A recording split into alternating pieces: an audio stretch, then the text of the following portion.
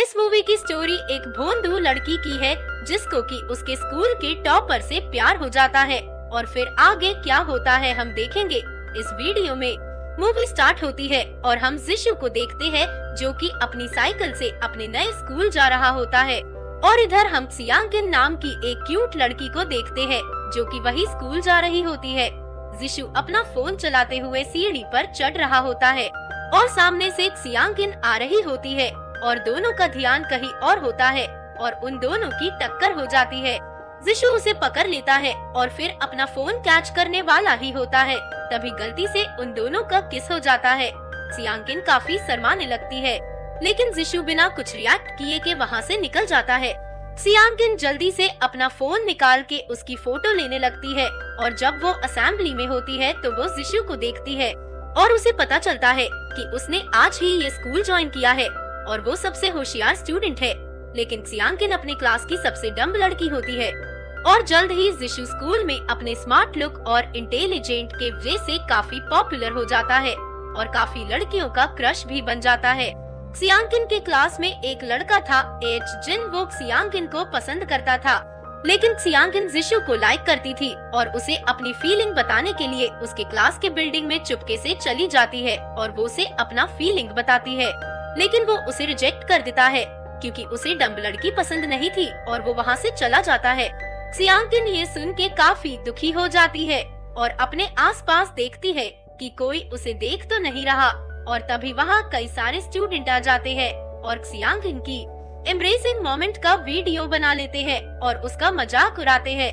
अब हमें सियांगिन के घर का सीन दिखाया जाता है जहां अर्थक्वेक आने से उनका घर टूट जाता है। अब सियांगिन और उनके पिता के पास रहने के लिए कोई घर नहीं होता और तभी सियांगिन के पिता का दोस्त उन्हें अपने घर रहने के लिए बुला लेता है और जब सियांगिन अपने रूम में होती है तो वो जिशु को देख के शॉक्ड हो जाती है और उसे पता चलता है कि ये जिशु का घर है। और फिर दूसरे दिन जब वो दोनों स्कूल जा रहे होते हैं तो जिशु की माँ उन दोनों को साथ में स्कूल जाने के लिए बोलती है। वो उन दोनों का फ्रेंडशिप कराना चाहती है क्योंकि उनको सियांगिन पसंद आ जाती है और फ्यूचर में इन दोनों की शादी करने का सोचती है, लेकिन जिशु को सियांगिन बिल्कुल पसंद नहीं थी और वो उसे रास्ते में ही अपने साइकिल से उतर देता है और उसे कहता है कि तुम स्कूल में किसी को ये मत बताना कि तुम मेरे घर में रह रही हो। अब दूसरे दिन सियांगिन जिशु के पास आकर उसे एक वीडियो दिखाती है जिसमें जिशु लड़कियों के कपड़े पहन के डांस कर रहा होता है और वो वीडियो दिखा के जिशु को ब्लैकमेल करती है और कहती है कि तुम्हें मुझे ट्यूशन पढ़ाना होगा, नहीं तो वो स्कूल में सबको ये वीडियो दिखा देगी। अब जिशु को उसकी बात मानना पड़ता है और दोनों एक दूसरे के साथ काफी टाइम स्पेंड करने लगते हैं और धीरे धीरे जिशु को भी वो पसंद आने लगती है।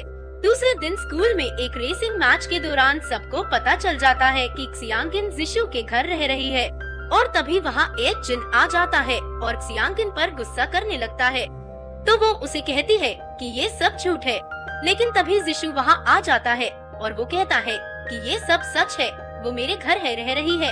इस बात से गुस्सा होके सियांगिन वो वीडियो सबके सामने प्ले कर देती है और जिशु का काफी मजाक उड़ता है। अब एच जिन और जिशु के बीच लड़ाई हो जाती है और तभी जिशु सियांगिन का हाथ पकड़ के स्कूल के छत पर लाता है और उसे किस कर लेता है।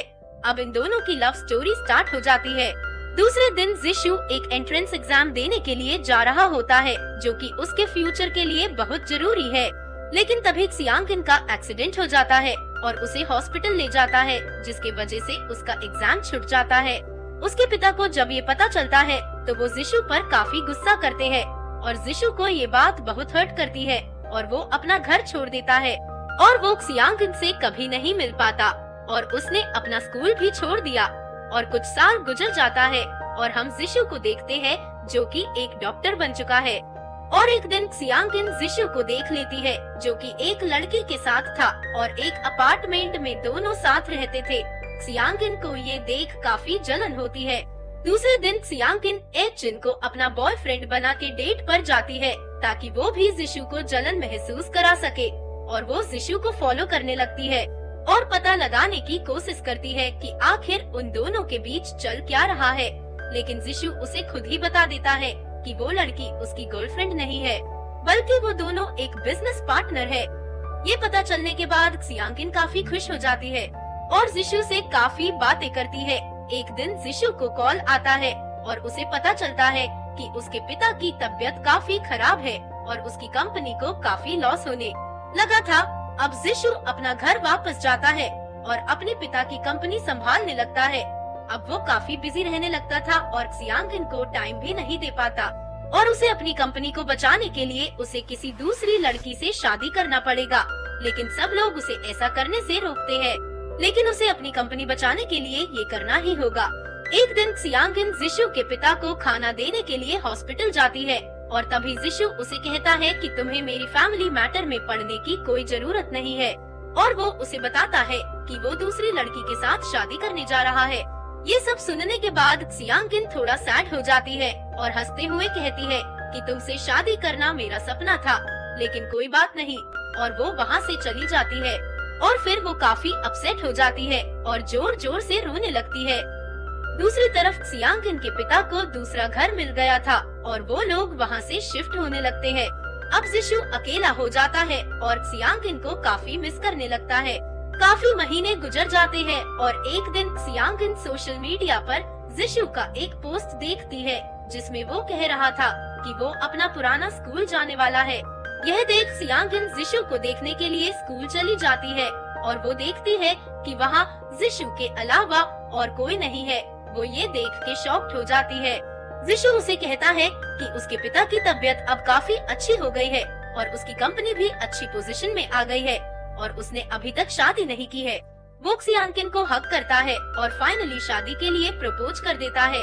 अब हमें इस कहानी का फ्लैशबैक दिखाया जाता है जहां हमें पता चलता है कि जिशु को शुरू से ही क्सियांकिन को पसंद करता था, लेकिन कभी भी उसे अपनी फीलिंग्स नहीं बता पाया। अब हम देखते हैं कि दोनों की शादी हो गई है और दोनों को अपना अपना प्यार मिल गया है।